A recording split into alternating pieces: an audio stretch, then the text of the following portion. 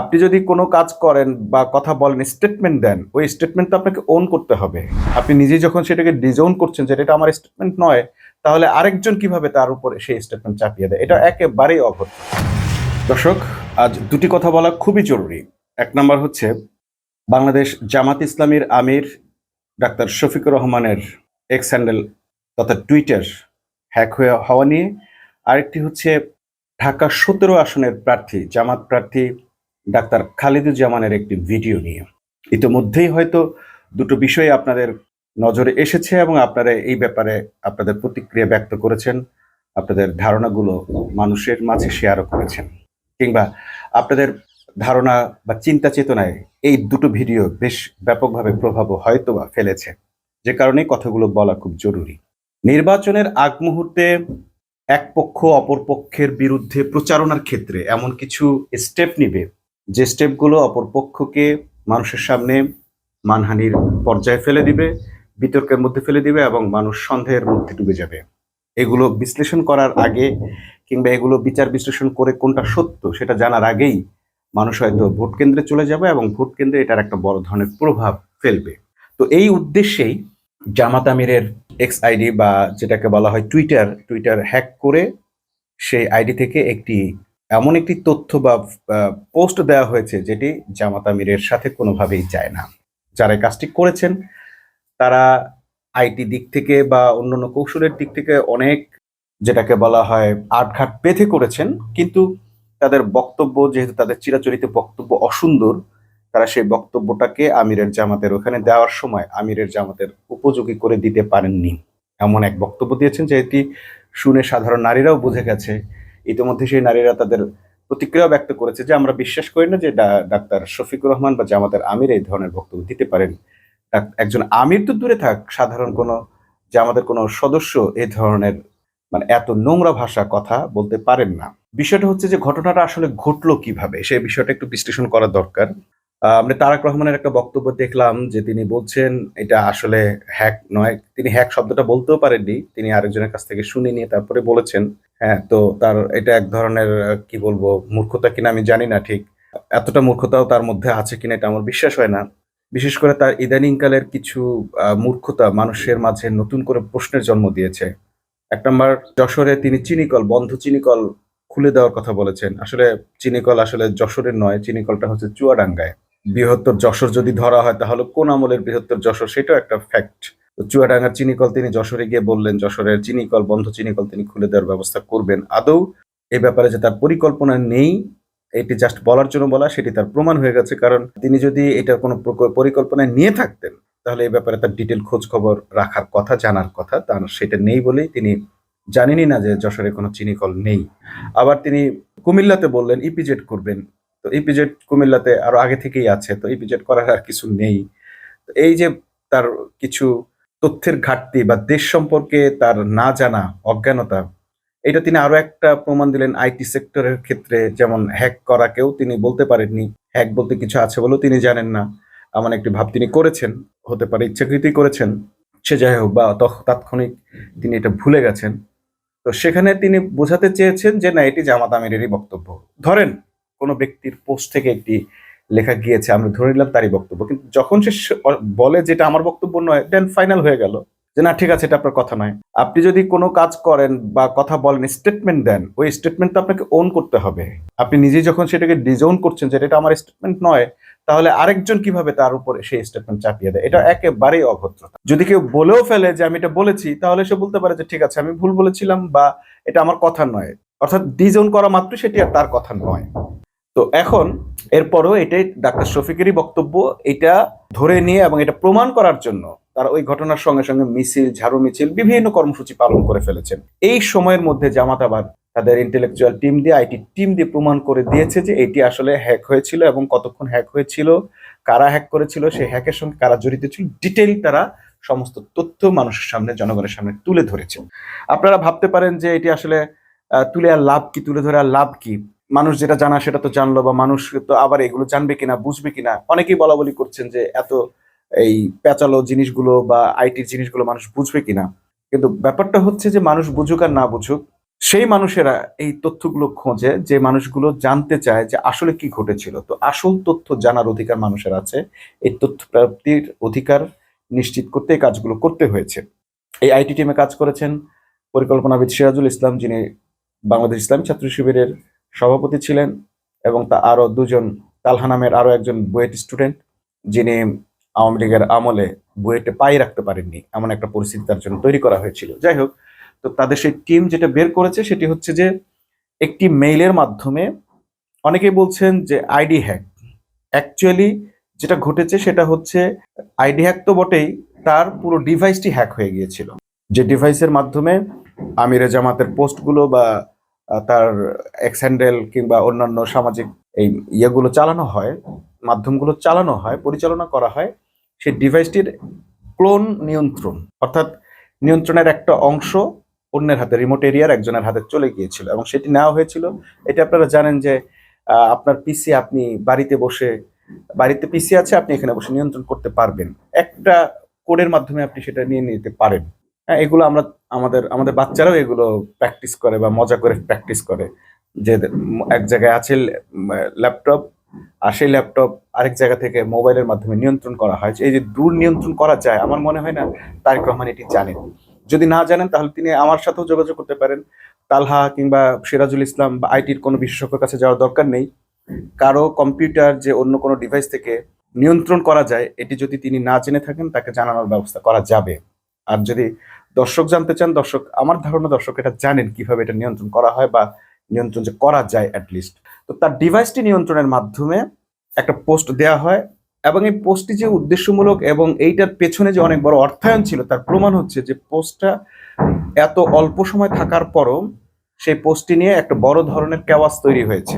এখন প্রশ্ন হচ্ছে যে পোস্টটির স্ক্রিনশটটা কে তুলে রাখলো এই অল্প সময়ের মধ্যে, এবং এত অল্প সময়ের মধ্যে বিএনপি ছাত্রদল এত কর্মসূচি কিভাবে ঘোষণা করলো। একজন প্রশ্ন তুলেছেন যে তাৎক্ষণিক ঝাড়ু মিছিল বা মিছিল করেছে, প্রতিবাদ মিছিল করেছে, সেখানে আবার তাদের অনেকে মেকআপ করে অবস্থা দেখা গেছে, কিভাবে আসলো তারা মেকআপ করে, এই সময়টাই বা তারা কোথায় পেল, ব্যানার তৈরি করতে যে সময় লাগার কথা সেই সময় তারা কোথায় পেল। অর্থাৎ এটি ছিল তাদের প্রি প্ল্যান করা, যে আমিরে জামাতের ডিভাইস হ্যাক করা হবে বা তার ওখান থেকে একটি পোস্ট দেওয়া হবে। তো এখানে একটা বিষয় সবাইকে মনে রাখতে হবে, যে অনেকেই মনে করছেন যে ডিভাইসটি হ্যাক করা হয়েছিল 45 মিনিট বা 40 মিনিট বা 47 মিনিটের মতো ছিল। আসলে ব্যাপারটা আমার কাছে তা মনে হয় না। আমার কাছে মনে হয় অনেক সময় ধরেই বা দীর্ঘদিন ধরেই বা কয়েকদিন ধরেই আমিরে জামাতের ডিভাইসটি হ্যাক বা অন্যের নিয়ন্ত্রণে ছিল। তো একটা ডিভাইস যখন অন্যের নিয়ন্ত্রণে থাকে, সাধারণত অন্য ডিভাইস থেকে কেউ যখন ঢোকার চেষ্টা করে, তখন যদি 2 ফ্যাক্টর সিকিউরিটি দেওয়া থাকে তাহলে তার কাছে নোটিফিকেশন আসে, তখন তিনি চাইলে ওটা চেঞ্জ করতে পারেন, অথবা তাকে সুযোগ দিতে পারেন যে ঠিক আছে আপনি চালান। বা একাধিক ডিভাইস থাকলে যেটা করা হয় যে আরেক ডিভাইস থেকে যখন ওপেন করা হয় এখানে একটা নোটিফিকেশন আসে। তো এই ঘটনাটা যদি ঘটে থাকে, তারা হয়তো এটাকে কেয়ারই করেন নাই, তারা হয়তো সেটাকে ইগনোর করে গেছেন যে ঠিক আছে, যেহেতু একাধিক ডিভাইস থেকে পরিচালনা করা হচ্ছে, এটা হয়তো সেরকমই কিছু। আরেকটা জিনিস হচ্ছে, বঙ্গভবন থেকে একজন কর্মকর্তা তার আইডিতে মেইল পাঠিয়েছেন। তো যে মেইল পাঠিয়েছে সেই মেইলের সাথেই হচ্ছে ওই ফিশিং সফটওয়্যারটা ছিল, ভাইরাসটা ছিল, এবং যার মাধ্যমে তার গোপন বা তার ডিভাইসের নিয়ন্ত্রণটা ওই হ্যাকারদের কাছে, চোরের হাতে চলে গিয়েছিল। চলে যাওয়ার কারণে তারা এটাকে নিয়ে সময় নিয়েছে, সময় নিয়ে তারা স্ট্যাটাস দিয়েছেন, দিয়ে তাকে ওটা স্ক্রিনশট রেখে দিয়েছেন। এবং যখন আমিরে জামাত যখন বা তার লোকেরা যখন দেখলো যে তার আইডি থেকে এমন একটা আপত্তিকর কথা আছে, তখনই তারা বুঝে ফেললেন যে এটা এমন কেউ করেছে যারা তাদের নয়, এবং তারা তাৎক্ষণিক ব্যবস্থা গ্রহণ করলেন। মোটামুটি 40 থেকে 45 মিনিটের মধ্যে তারা সবকিছু পরিবর্তন করে, অর্থাৎ আরেকটা ডিভাইস থেকে তারা নতুন করে ঘোষণা দিয়ে তারা এইটার একটা সমাধানের চেষ্টা করলেন। ওই দিন একই ঘটনা ঘটেছিল ছাত্রদলের আরেক নেতার মাধ্যমে, সেটি হচ্ছে গাজীপুরে একটি নারীকে হত্যা করা হয়েছিল। এই ঘটনা দিয়ে মোটামুটি সেই হত্যার ঘটনাটা ধামাচাপা দেওয়া হয়ে গেছে। আমি জানি অনেকেই জানেন না যে এরকম একটি ঘটনা ঘটেছিল, একজন নারীকে, কর্মজীবী নারীকে হত্যা করেছে বিএনপি বা ছাত্রদলের নেতারা, চাঁদাবাজরা, চাঁদার দাবিতে চাঁদা না পেয়ে হত্যা করেছে, গলায় ছুরি মেরে এরকম ভাবে একটা হত্যা করা হয়েছে, নৃশংসভাবে একটা হত্যার ঘটনা ঘটেছে। অনেক মানুষই এটার ব্যাপারে তেমন কিছুই জানে না। জামাত আমিরের বিরুদ্ধে অপপ্রচার, ঝাড়ু মিছিল ইত্যাদি এটা দিয়ে আড়াল করা হয়েছে। আজকে আরেকটা ভিডিও ভাইরাল হলো, সেটি হচ্ছে ঢাকা 17 আসন, যেটি হচ্ছে তারেক রহমানের আসন, যেখানে মোটামুটি মানুষ বলেই ফেলেছে যে এখানে তারেক রহমানের খাওয়া নাই, এখানে আসলে তারেক রহমান ভোট পাবে না, কারণ এই আসনটা শিক্ষিতদের আসন, এরা বুদ্ধিমত্তা নিয়ে চলে, এরা মানুষকে ডোমেইন করে, এরা অশিক্ষিতদের মতো হুজুগে নয় বা এমন জায়গায় এটা নয়, এটা একটা গুরুত্বপূর্ণ এলাকায়, এখানে আসলে মানুষ বিবেচনা করে ভোট দিবে। এবং এই এলাকায় ডাক্তার খালেদুজ্জামান অনেক ধরনের ভূমিকা রেখেছেন দীর্ঘদিন থেকে, বা বিগত ১.৫ বছর ধরে তার একটা ভূমিকা এখানে আছে।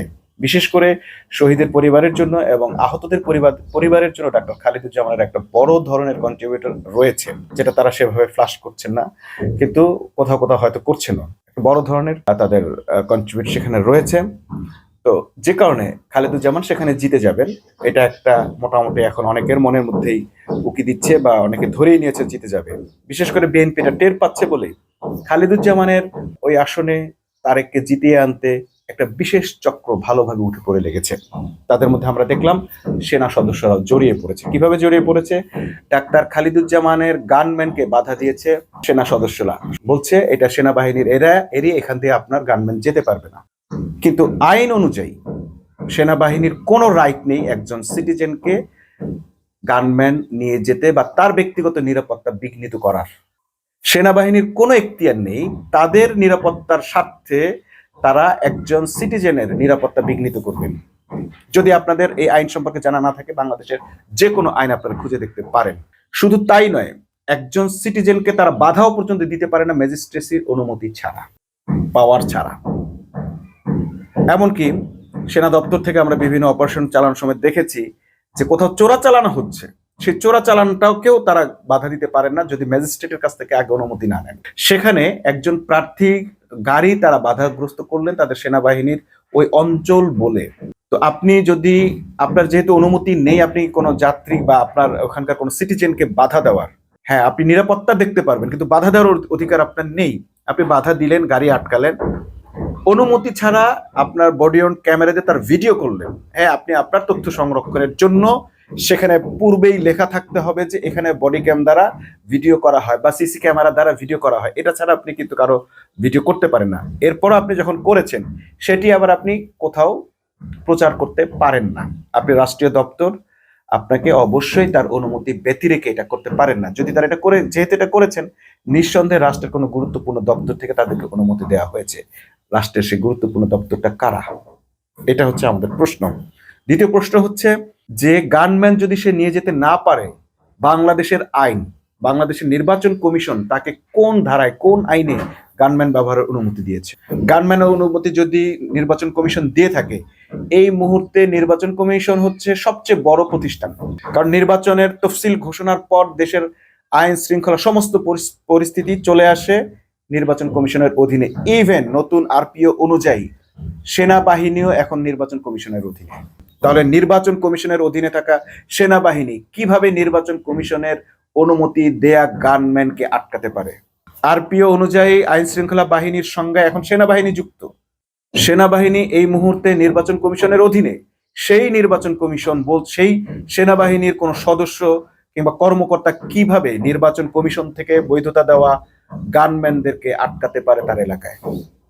এই প্রশ্নের জবাব অবশ্যই ওই কর্মকর্তাদেরকে দিতে হবে।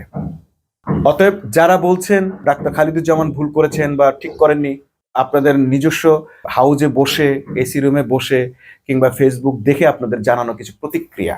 মূলত একজন নাগরিকের চলাচলে কোনো প্রকার বাধা সৃষ্টি করার অধিকার ম্যাজিস্ট্রেটের অনুমতি ছাড়া কারো নেই।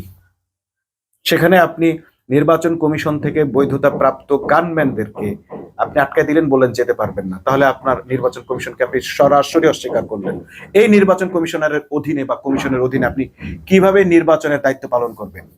সেনা সদস্যরা এই কথা কোনো জবাব দিতে পারবেন? তারা তো সেই বিশেষ এজেন্সির কথা অনুযায়ী কাজ করবে, যেই এজেন্সি তাদেরকে বডি অন ক্যামেরা দিয়ে ভিডিও করে সেই ভিডিও ভাইরাল করার দায়িত্ব দিয়েছিল। কার পারমিশনে এই ভিডিও ভাইরাল করা হলো বা প্রকাশ করা হলো? এটা বডি অন ক্যামেরার, এটা সেনাবাহিনীর, যেহেতু অন্য কারো ক্যামেরা সেখানে ওপেন করতে দেওয়া হয়নি এবং নিয়মের মধ্যেও ছিল না, তাহলে নিজেরা ক্যামেরা করে সেই ভিডিও কিভাবে ভাইরাল করলেন? এই জবাবগুলো খোলাসা না হলে আগামী নির্বাচন সুষ্ঠু হওয়ার ক্ষেত্রে জনগণের অবশ্যই সন্দেহ থাকবে। এবং ডক্টর ইউনূস যে সুষ্ঠু নির্বাচনের আশা করছেন তা যে কোনোভাবেই সম্ভব হবে না, এই ঘটনাটি দ্বারা তা প্রমাণিত। সবশেষ যেটা বলতে চাই, ডাক্তার খালেদুজ্জামান কিংবা ডাক্তার শফিকুর রহমানের বিরুদ্ধে বা জামাতের বিরুদ্ধে যত প্রকার অপপ্রচারই চালানো হোক না কেন, মানুষ দেখলাম ওভার রিয়েক্ট করছে। নারীরা দেখলাম বলছে যে ডাক্তার শফিক নারীদের নিয়ে এই ধরনের মন্তব্য করেছেন, এটা আমরা বিশ্বাস করি না। ডাক্তার মুনামি বলেছেন, আর বহু ফেসবুকে মেয়েরা এসে এগুলো বলছেন। আবার ডাক্তার খালিদুজ্জামানের ভোটাররাও বলছেন যে তিনি ন্যায়সঙ্গত কথাই বলেছেন। যেহেতু নির্বাচন কমিশন তাকে গানম্যান দিয়েছে, সারা বাংলাদেশে এই গানম্যান তার জন্য অনুমোদিত। এখানে অন্য কোনো প্রতিষ্ঠান এই নির্বাচন কমিশনের উপরে এই মুহূর্তে নেই, স্বয়ং সেনা দপ্তরও নয়। সেনা দপ্তর কোনোভাবেই নির্বাচন কমিশনের কোনো আইনকে, বাংলাদেশের কোন আইনকে লঙ্ঘন করার অধিকার রাখেন না। অতএব এই নিয়ে যারা বিতর্ক করছেন, জামাতপন্থী যে সুশীলরা এটাকে নিয়ে খুব দোষ হয়ে গেছে, ভুল হয়ে গেছে, এরকম ত্রাহি ত্রাহি অবস্থা, তাদেরকে বলবো ভালো করে আইন জানুন, নিজের অধিকার সম্পর্কে জানুন, তাহলে আপনাদের সুশীলতা করতে সুবিধা হবে। সবাইকে ধন্যবাদ। আল্লাহ হাফেজ।